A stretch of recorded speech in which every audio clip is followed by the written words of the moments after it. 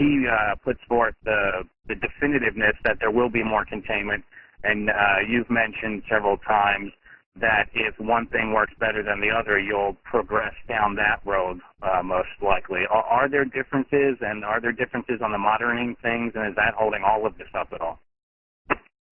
Yeah, we want to move all of the options forward and as robustly and as quickly as we can. I mean, that's been our approach from day one, and that hasn't changed at all. So we continue to do that. Clearly, with the well integrity test, when we wanted to do more monitoring, that became something we had to figure out how to work it in, and it did take us a couple days to sort of figure out exactly how we're going to make that work. So I think we've got that to a good place. I think in terms of the science meetings and stuff we have very good debates. It's what you'd expect when you bring a lot of scientists and engineers together. It's kind of what you want. You want to push things around and make sure that we've got the best possible solution, and we do that quite effectively every day. But we always come to a point where we have unified command. We have one decision, and that's what we move forward with.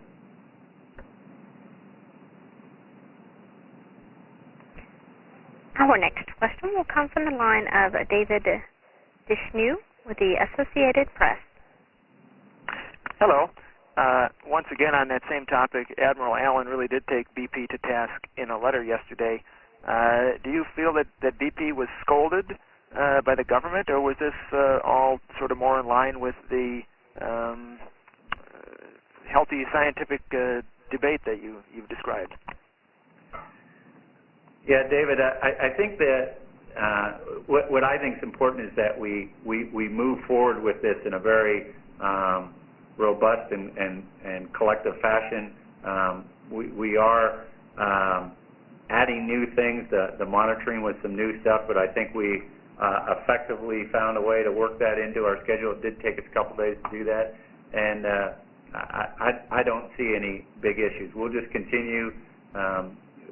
Admiral Allen is doing a good job of making sure we all work together to the same end, and we're going to keep doing that. Our next question comes from George Altman with Press Register.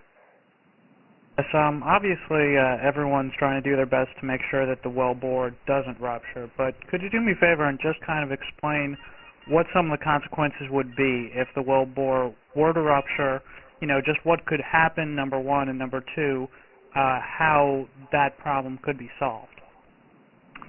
Yeah, David, that's a good question. Well, I think that the key thing here is with our monitoring, we intend to avoid it rupturing. So the fact that we're monitoring the pressures so carefully, if we were to start to see what we would call a loss of integrity or breach, we would see a change in the pressure build.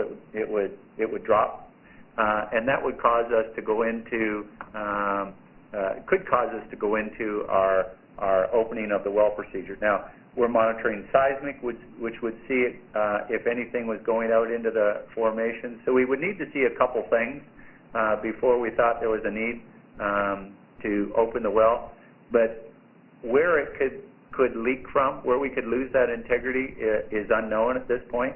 But I think with this extensive monitoring we have going, we're in a good position to not have a catastrophic event, and that's what we're focused on doing. And I think if you actually heard when I talked earlier, in the well integrity test, it was the first 6 hours we were most concerned about. The fact that we're now into day 4 and we've seen no negative indicators and a very positive pressure build, that gives us very, very good encouragement. But we're going to continue to take this one day at a time, not get ahead of ourselves. Our next question will come from the line of Gary Taylor with Platt. Hi, Ken. Hey, could you elaborate just a bit on how that static kill would be done or attempted in this case?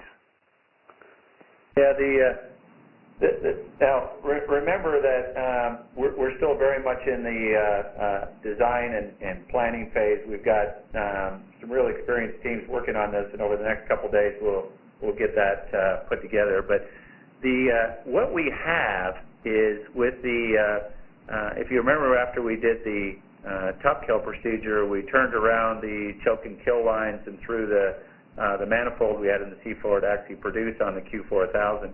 We will have the option of turning that back again so that we have the ability to pump in through that equipment to put heavy drilling mud in at the top of the well and have it go down to the bottom of the well.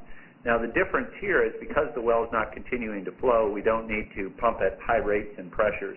In fact, we could go at very low rates and just marginally above the pressure. We could, at least initially, go quite slow, and then eventually, as we've got more mud into the well, it will start pushing back on the well and actually killing the well on its own, and we'll just have to continue to follow in with more mud. So I think there's it's just a very different procedure, but we need to make sure that we take the time, properly plan it out, think through all the risks, and then we'll make a decision probably in the next couple days.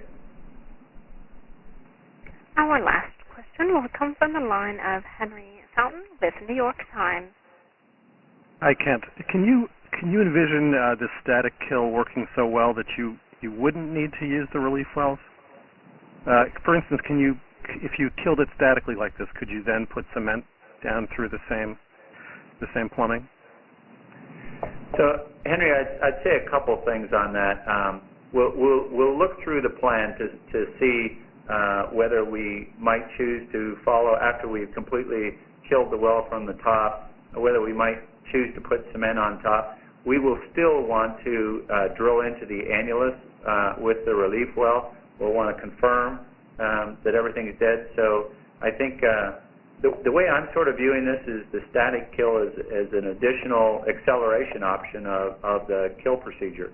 If you remember when I talked about the relief wells, we drill into the annulus and we'd kill that if we needed to, and then we'd need to drill into the casing.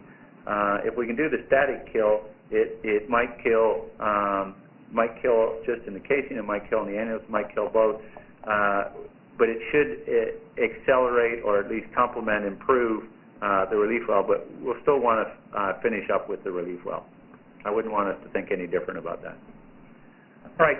Thank you, everybody, for joining us today. Just a couple of notes. We do anticipate having a call tomorrow, as well as going down to only one briefing per day, down from 2, which we had at the end of last week. And we might be considering a little different start time. So bottom line is we'll push out that information to you to let you know the time and the dial-in details again. So as usual, thank you for joining us. If you have any follow-up questions, give a call to the Houston Press Office. That number is 281-366-0265. This does conclude today's conference call. You may now disconnect.